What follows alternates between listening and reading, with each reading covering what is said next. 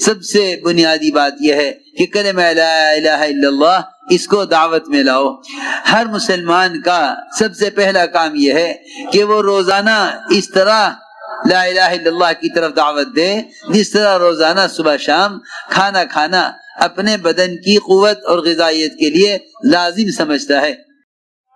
علماء نے لکھا ہے کہ احکام کے علم سے فراغت ہو جائے گی، اس لیے کہ احکام کے علم عمل کے لیے ہے، احکام کا علم بذات مقصود نہیں، وہ عمل کے لیے مقصود ہے، اس سے فراغت ہو جائے گی۔ لیکن اللہ تعالیٰ کی توحید کا بیان کرنا بذات مقصود ہے، اس سے مومن کو فراغت نہیں ہے۔ اس لیے انبیاء علیہ السلام کی بعثت میں سب سے پہلا بنیادی مقصد یہ تھا کہ ہر زمانے میں دنیا میں جو بھی کائناتی شکل رہی، مختلف اقوام، کچھ قومیں زراعت میں، کچھ قومیں حکومت میں، کچھ قومیں مادی شکلوں میں، کچھ قومیں صنعتوں میں، انبیاء علیہ السلام کو بھیج کر کلمہ لا الہ الا اللہ کی دعوت سے ان تمام شکلوں سے ہونے کا انکار کرایا گیا، اور انبیاء علیہ السلام کو بھیج کر محض اللہ رب العزت کی ذات عالی سے ہونے، ان تمام نقشوں کے بغیر ہونے کو انبیاء علیہ السلام کی دعوت سے کہلوایا گیا۔ انبیاء علیہ السلام کو مجنو کہلائے جانے کی جو بنیادی وجہ تھی، وہ اصل وجہ یہ تھی کہ جس قوم کے پاس بھی شکلوں سے نہ ہونے اور محض اللہ کی ذات عالی سے ہونے کی دعوت دے کر بھیجا گیا، قوموں نے نبیوں کی دعوت کا انکار کر کے اس لیے ان کو مجنو کہا کہ ہم تو یہ جانتے ہیں کہ شکلوں سے مسائل حل ہوتے ہیں، تم آ کر یہ کہتے ہو کہ شکلوں سے مسائل حل نہیں ہوتے بلکہ اللہ کے امر سے مسائل حل ہوتے ہیں۔ اس لیے انبیاء علیہ السلام کو پاگل کہا گیا ہے۔ یہی وجہ ہے کہ حدیث میں آتا ہے اتنی کثرت سے ذکر کرو کہ لوگ تمہیں پاگل کہیں۔ اس کا مطلب یہی سمجھ میں آتا ہے کہ تم اتنی کثرت سے اللہ کی ذات سے ہونے اور اس کے غیر سے نہ ہونے کو اتنی کثرت سے کہو کہ جتنی بھی شکلوں سے مسائل کا حل کا یقین رکھنے والے ہیں وہ سب تمہیں پاگل کہیں۔ دعوت اللہ کے بغیر انبیاء کی لائن کا پاگل نہیں کہلایا جاوے گا، دعوت اللہ کے بغیر انبیاء کی لائن کا پاگل نہیں کہلایا جاوے گا۔ اصل بنیادی بات یہ تھی کہ انبیاء علیہ السلام اللہ تعالی کی طرف سے اس کلمے کی دعوت کو لے کر اس طرح آئے کہ جتنی بھی کائنات میں مادی شکلیں پھیلی ہوئی ہیں، ان شکلوں سے کائنات کے تغیرات کا کوئی تعلق نہیں ہے۔ میں بہت بنیادی بات عرض کر رہا، سارا مجمع اس بات کو اچھی طرح سمجھے سب سے پہلے کہ نظام کائنات کا کائنات سے کوئی تعلق نہیں ہے۔ جو لوگ نظام کائنات کے تغیرات کو کائنات سے جوڑتے ہیں وہ اللہ کے انکار پر آ جاتے ہیں۔ جو نظام کائنات سے حاصل ہونے والے منافع کو نظام کائنات سے جوڑتے ہیں وہ ان کائنات کے نقشوں کے تشکر پر آ جاتے ہیں۔ یہی وجہ ہے اس زمانے میں مسلمان سے یہ کہلوانا کہ تم زمین کا شکریہ ادا کرو کیونکہ زمین تمہیں غلہ دے رہی ہے۔ اگر زراعت سے غلے کے ملنے کی اللہ کی قدرت کے مقابلے میں نفی نہیں کرو گے تو پھر زراعت کے تشکر پر زمین کے پجاری بن کر رہ جاؤ گے۔ میں یہ کہنا چاہتا ہوں پورا مجمع اس بات کو اچھی طرح توجہ سے سمجھے اور سنے۔ انبیاء علیہ السلام کی دعوت کے ذریعے شکلوں سے ہونے کا انکار اس لیے کرایا گیا تھا تاکہ تم ان شکلوں کے تابع نہ ہو جاؤ۔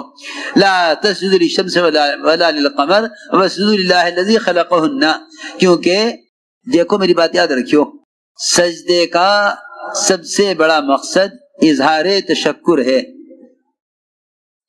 سجدے کا سب سے بڑا مقصد اظہار تشکر ہے۔ مسلمان کو نماز کی ہر رکعت میں 2 سجدے کرنے کا کیوں حکم ہے اور اس کی کیا حکمت ہے؟ 2 سجدوں کی حکمت یہ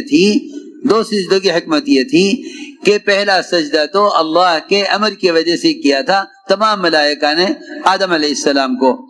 دوسرا سجدہ جو کیا تھا ملائکہ نے وہ اس لیے کیا تھا کہ ابلیس نے کیونکہ سجدہ نہیں کیا اللہ نے اس کو اپنے دربار سے نکال دیا۔ دوسرا سجدہ اظہار تشکر میں ہے۔ میں کچھ ضروری بات عرض کرنا چاہتا ہوں، جب ہم کائنات کے نقشوں کے تشکر پر آ جائیں گے تو یہ تشکر ہمیں ان کائنات کے نقشوں کی طرف جھکا دے گا۔ میں یہ عرض کرنا چاہتا ہوں میں عرض کرنا چاہتا ہوں کہ اگر ہم کائنات کے نقشوں کے تشکر پر آ گئے تو یہ تشکر ہمیں ان نقشوں کی طرف جھکا دے گا۔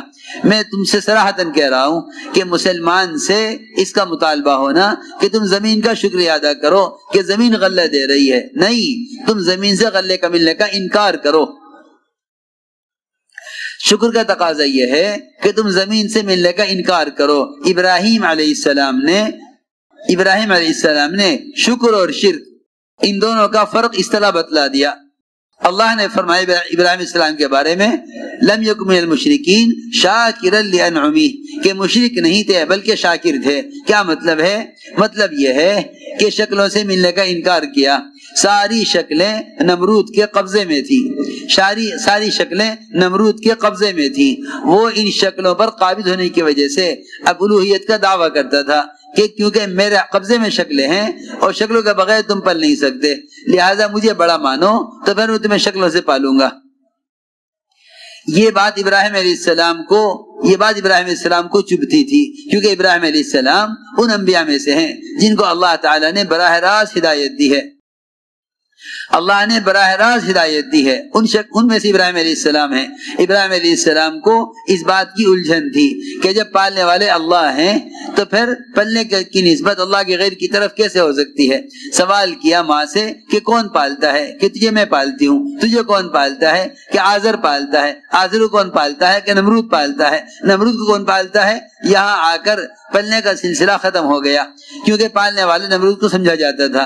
ابراہیم علیہ السلام کو اس بات کی الجھن تھی کہ جب جسمانی اعضاء کے اعتبار سے میں، میری ماں، میرا باپ اور نمرود سب برابر ہیں، تو پھر پالنے کی نسبت اس کی طرف کیوں ہے؟ پالنے والا کوئی اور ہوگا۔ میں عرض کرنا چاہتا ہوں کہ شکلوں کے انکار پر ابراہیم علیہ السلام پر احوال آئے کہ تم پہلے ہمیں بڑا مانو، ہم تمہیں غلہ دیں گے۔ ابراہیم علیہ السلام نے ساری شکلوں کا انکار کیا، نمرود نے غلہ بند کر دیا۔ اس زمانے میں بھی مسلمان اس کوشش میں ہے کہ ہم اگر ان کے اظہار شکر پر آ جاویں تو پھر یہ ہمیں کچھ دے دیں گے۔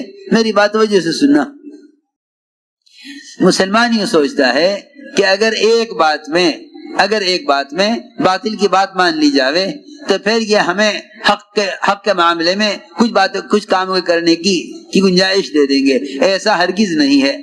جو اللہ کے غیر سے امید رکھتا ہے اللہ اسے اپنے غیر کے حوالے کر دیتے ہیں۔ اس کی کوئی گنجائش نہیں کہ جتنے بھی مادی اسباب ہیں کسی بھی مادی سبب کا شکریہ ادا کیا جائے، اس لیے کہ شکر کا حق صرف اللہ کے لیے ہے۔ اللہ کے سامنے جھکنا اس کے اظہار تشکر کے لیے ہے، اور یہی ہے عبادت کا خلاصہ۔ حضور اکرم صلی اللہ علیہ وسلم نے اپنے آپ کو عبادت میں تھکایا۔ حضرت عائشہ نے عرض کیا اللہ نے سارے گناہ معاف کر دیے تو آپ اتنے عبادت کیوں کر رہے؟ فرمایا افلا اکون عبدا شکورا، فرمایا عبدا عابدا نہیں، فرمایا کہ افلا اکون عبدا شکورا، کہ شکر گزار بندہ کیوں نہ بنوں۔ معلوم ہوتا ہے کہ کثرت شکر کثرت عبادت ہے، کثرت شکر کثرت عبادت ہے۔ تو میرے دوستو، بزرگوں، عزیزوں، ساری بات کا خلاصہ یہ ہوا کہ ابراہیم علیہ السلام نے ساری شکلوں کا انکار کیا، اس پر نمرود نے غلہ بند کر دیا۔ اللہ رب العزت نے شکلوں کے انکار پر زمین سے غلہ اگا کر دینے کے بجائے اس مٹی کو ہی اللہ نے آٹے میں تبدیل کر دیا کہ اگر یہ تم سے غلہ روکیں گے تو ہم مٹی سے غلہ اگا کر تمہیں نہیں دیں گے، بلکہ ہم مٹی کو ہی غلہ بنائیں گے۔ میں جو عرض کرنا چاہتا ہوں وہ یہ بات تھی، تم شکلوں کے انکار پر آؤ تو ہم تمہیں شکلوں کے بغیر کامیاب کر کے دکھلاویں گے۔ بات اصل یہ تھی کہ ابراہیم علیہ السلام نے جو مٹی گھر کی لپائی اور ضرورت کے لیے، گھر کی تعمیر کے لیے رکھی تھی، اللہ نے اس مٹی کو ہی آٹے میں تبدیل کر دیا۔ اصل بات یہ تھی کہ تم کائنات کی شکلوں کا قدرت کے مقابلے میں انکار کرو۔ اصل بات یہ ہے کہ اگر مسلمان تمام مادی شکلوں اور کائنات کے نقشوں کے انکار پر نہیں آیا تو پھر یہ کائنات کی شکلیں اس کے اللہ کے درمیان حائل ہو جائیں گی۔ نجومی وہ کہلاتے ہیں جو ستاروں کے پجاری ہیں، نجومی کہلاتے ہیں جو ستاروں کے پجاری ہیں، مجوسی کہلاتے ہیں جو سورج کے پجاری ہیں۔ اسی طرح زمین کے بھی پجاری ہوتے ہیں جو زمین کو معبود سمجھ بیٹھتے ہیں یہ سمجھ کر کہ زمین غلہ دے رہی ہے۔ میرے دوستو، بزرگوں، عزیزوں، ہر نفع نقصان کی چیز سے اس نفع نقصان کا تاثر کر لینا ہمیں اس چیز کے تابع کر دے گا۔ اس لیے کہا سب سے بنیادی بات یہ ہے کہ اللہ کے غیر کا انکار کرو اللہ کے مقابلے میں۔ نجومیوں کا، ستاروں کے انکار سے نجومیوں کا انکار کرنا اصل ہے۔ حضور اکرم صلی اللہ علیہ وسلم نے اپنے صحابہ کو ایمان اس طرح سکھلایا۔ حدیبیہ کی رات میں بارش ہوئی، فرمایا حضور اکرم صلی اللہ علیہ وسلم نے کہ جو یہ کہے گا بارش فلاں ستارے سے ہوئی وہ اللہ کا انکار کرنے والا اور ستاروں پر ایمان رکھنے والا ہے، جو یہ کہے گا کہ بارش اللہ کے حکم سے ہوئی وہ ستاروں کا انکار کرنے والا اللہ پر ایمان رکھنے والا ہے۔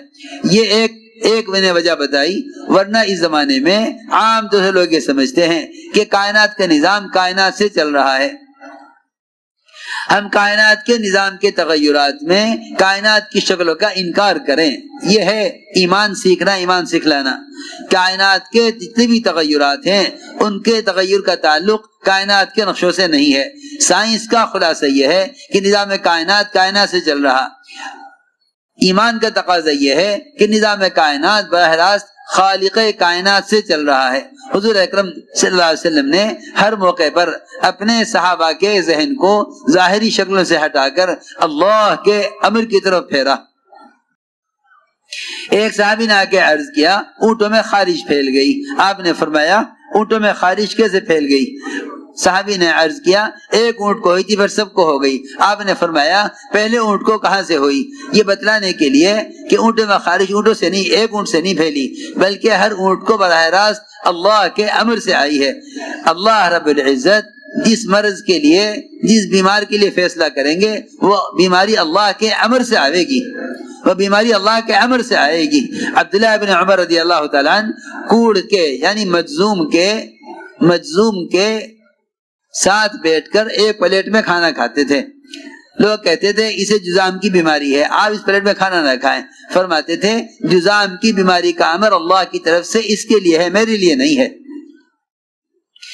یعنی میرا عرض کرنے کا مقصد یہ ہے کہ جب کلمہ لا الہ الا اللہ اس کو اس طرح دعوت میں لاؤ، تم نقل حرکت میں جب نکل کر دعوت دو تو جتنی بھی شکلیں تمہارے سامنے آ رہی تم ان شکلوں سے نہ ہونے محض اللہ کی ذات عالی سے ہونے کی دعوت دو۔ انبیاء علیہ السلام کو جس طرح کلمے کی دعوت دے کر بھیجا گیا ہے اس کلمے کی دعوت کا اصل طریقہ وہ ہے جو میں عرض کر رہا کہ تمام مادی شکل کا انکار کیا۔ ہم مادی شکلوں کو چھوڑنے کو نہیں کہتے، البتہ اس سے ہونے کے انکار پر اصرار کرتے ہیں، ان سے ہونے کے انکار پر اصرار کرتے ہیں۔ کیوں حضرت فرماتے تھے اللہ کی ذات عالی سے براہ راست فائدے اٹھانے کے لیے کائنات کی شکل کا یقین کرنا شرط ہے۔ اگر یعنی کائنات کی شکل کا یقین ہے تو قدرت سے استفادہ نہیں ہو سکتا۔ اس لیے سب سے پہلے کلمہ لا الہ الا اللہ میں اللہ کے غیر کی اس طرح نفی ہے کہ جتنے بھی کائنات کی شکلیں ہیں ان ساری شکلوں سے ہونے کا انکار کرو قدرت کے مقابلے میں۔ ہم مادی شکلوں کو چھوڑنے کو نہیں کہتے، البتہ اس سے ہونے کے انکار پر اصرار کرتے ہیں، ان سے ہونے کے انکار پر اصرار کرتے ہیں۔ کیوں حضرت فرماتے تھے اللہ کی ذات عالی سے براہ راست فائدے اٹھانے کے لیے کائنات کی شکل کا یقین کرنا شرط ہے۔ اگر کائنات کی شکل کا یقین ہے تو قدرت سے استفادہ نہیں ہو سکتا۔ اس لیے سب سے پہلے کلمہ لا الہ الا اللہ میں اللہ کے غیر کی اس طرح نفی ہے کہ جتنے بھی کائنات کی شکلیں ہیں ان ساری شکلوں سے ہونے کا انکار کرو قدرت کے مقابلے میں۔